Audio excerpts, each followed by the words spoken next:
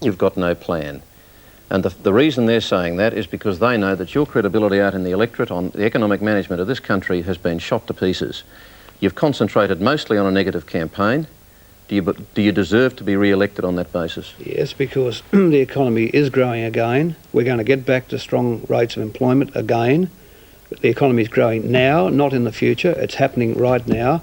We've kept the social wage together, Medicare, a decent social security system, cooperative industrial relations, not confrontation. We're not pushing people onto master and servant common law contracts. We've got that cooperative spirit still in the economy. We've changed all of the micro areas of the economy as no Conservative government could ever have done. We've given Australia an industrial future where the Liberal Party gave it a past as a farm and as a quarry.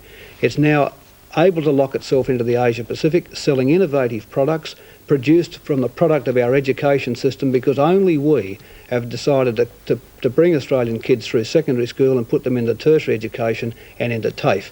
The kind of society John Hewson wants, the policies he wants, is a radical shift for the worst. It's not change for the better, it's change for the worst. It's a radical shift back to the policies of reducing the Australian national values to the lowest common denominator of an individual, just on the model of Thatcher 1979 and 80. The whole cooperative spirit would go. We would lose the impetus that we've now got. Australia is largely restructured. Our future in the 90s is profound. We're one of the best parts of the world. We're growing now faster than anywhere else. Wind up. And that's why I say the notion, and can I just say, let's not kid ourselves. 5 seconds. My kids have got a much better standard of living than I ever had as a child, and I'm sure that's true of every Australian kid. Let's not have this nonsense that we're actually worse off today than we were 20 or 30 years ago. We're miles in front. We're a country of queues. We're kilometres in front. Country of queues. That's where we leave it. The debate is over. Thank you both very much to Paul Keating and John Hewson. Thank you for persevering. Well, that might be the end of the debate, but not of our coverage. What we're to do now is to ask our studio audiences in Sydney and in Melbourne to stay with us just a little longer. Now, during the debate, the studio audiences marked Mr. Keating 24 out of 100 and Dr. Hewson, after a burst at the end there, 21 out of 100.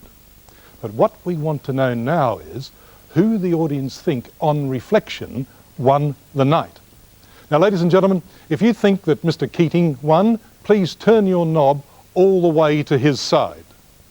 If you think Dr. Hewson won, all the way to his side. And if you think it was a draw, then leave it in the middle. Now, while our two city panels are doing that and our computer is analysing the data, we'll take this short break. Well, now for the results of our poll on tonight's debate. Remember, all 100 people in Sydney and 100 in Melbourne have been carefully selected as undecided voters. To our question, who won tonight, this was the result. 54 for Keating, 33 for Hewson, and 13 undecided. Goodness gracious me. In Roman times, they used to look into the entrails of birds to predict the future. If, if those figures are representative of Australia, then no birds have to die to find out what's going to happen. Let's look at whether there was any difference between the two cities. Here are the results split between Sydney and Melbourne. We're not going to have it? No difference between Sydney and Melbourne. Well, ladies and gentlemen, thank you very much for your participation tonight. And about your children's survival when our natural resources run out. But don't just get angry. There's something you can do. The Australian Democrats have produced a blueprint for the future called Getting to Work. In it, we show how to get 1 million unemployed Australians back on the job. We show how to protect Australian industry with a freeze on tariffs and a real Buy Australian campaign. We show how to reconcile the economy and the environment to build long-term prosperity. But we need your help. We Democrats have used our balance of power in the Senate honestly, responsibly, and effectively. We've made hundreds of crucial changes to protect Australians with better, fairer legislation. We haven't wasted time mudslinging and name-calling, and we've kept them honest. Now we're asking you to make us stronger. We're asking you to vote for the Australian Democrats in the House of Representatives and the Senate on March the 13th. Look for your voter's choice guide at the polling booth. Mark number 1 for the Australian Democrats and then mark your second and further preferences as you yourself decide. On March the 13th, don't just get angry, get a future. Vote Australian Democrat.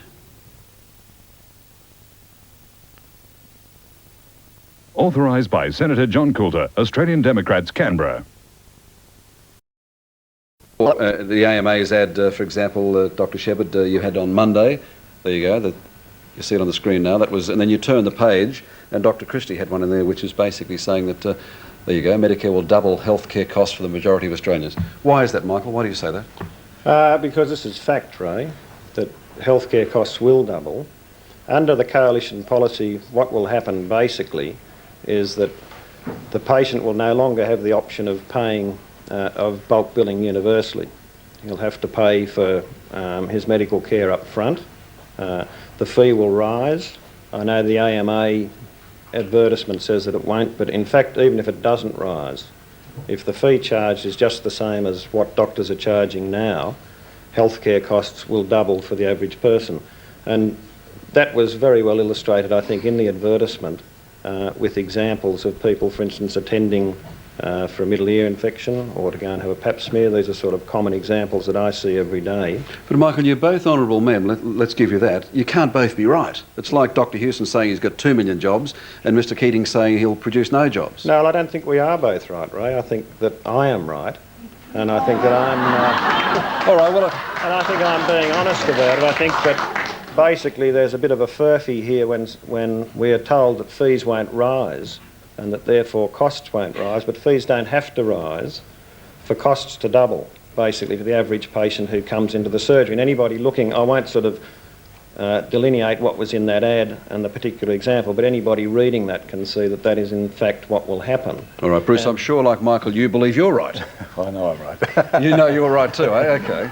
No, really, I looked at Michael's ad and I dismissed that because one of the things I didn't take into consideration was that on an average, a bulk billing clinic brings patients back once or twice as much as the average, and so that patient who was seen for a middle ear infection would have been seen several times more. And this is the way that bulk billing clinics cover their thing. I mean, before we had bulk billing clinics, we didn't have doctors. We didn't have doctors with flying around in pink helicopters and baby grand pianos. And that's all happened with bulk billing. That's because bulk billing tends to take too much money out of the system. And this is why we have... That's not so, Bruce. And this is why we have the big waiting list in the public hospital system, because the money's being diverted. In the last 5 years... Do you blame bulk billing for that, do you? That's part of the story, because the money is being misallocated. In fact, bulk billing won't continue under a Labor government the way it is now.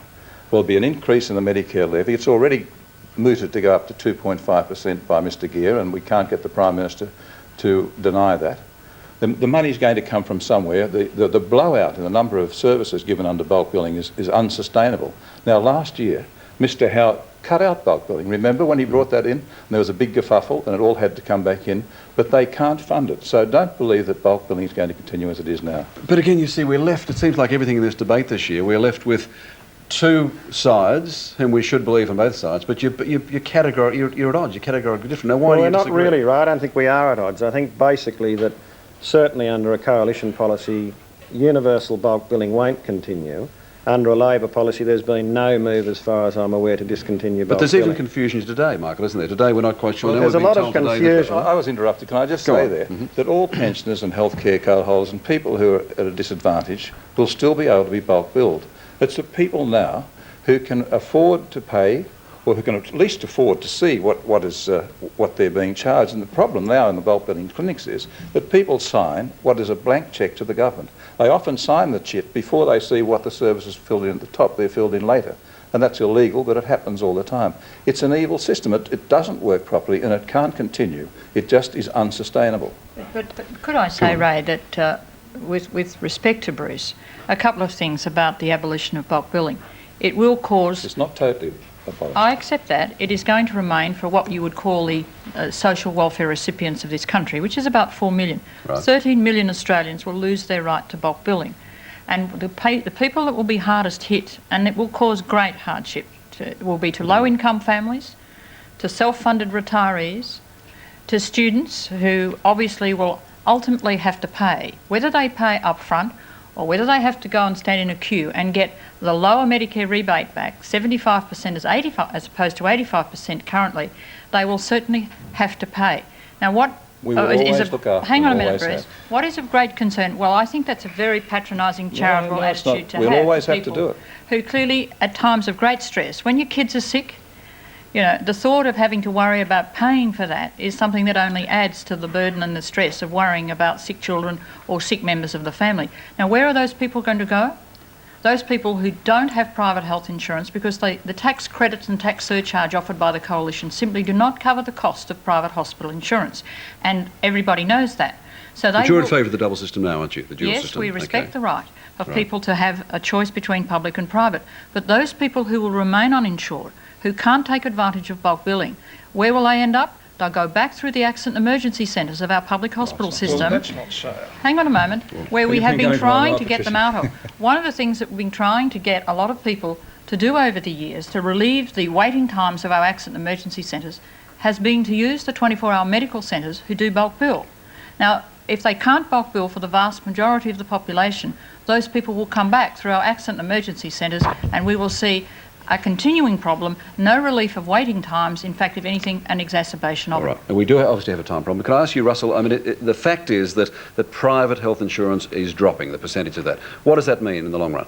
Well, that's going to mean that the costs are going to go up more and more and more for everyone, whether they're taxpayers or with health insurance. Where we face, if the current trend continues, there'll be 300,000 more people on dropping their health insurance. That will mean that the queues will go up and that will cost governments, taxpayers, about $200 million over the next 12 months. Do you accept the those money's sorts of not figures, there.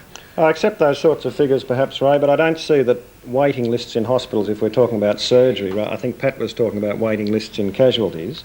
If we're talking about waiting lists for surgeries, I don't think that they have anything to do with bulk billing or with Medicare. I think they're more an artificial sort of arrangement. It's a diversion of the money that away has from arisen where really it should because go. there's a shortage of specialists who do these types of procedures for which there are And waiting lists. that's an absolute And there has nonsense. been It's a lie. change That's also not in the what type it's of procedure There's a shortage that's of time to operate in the public Excuse me, hospital Ray. system is the problem. I just want to tell you, put I your right feel, on this. my opinion anyhow, Shortage of specialists. well, there's a shortage of specialists and That's there's nonsense.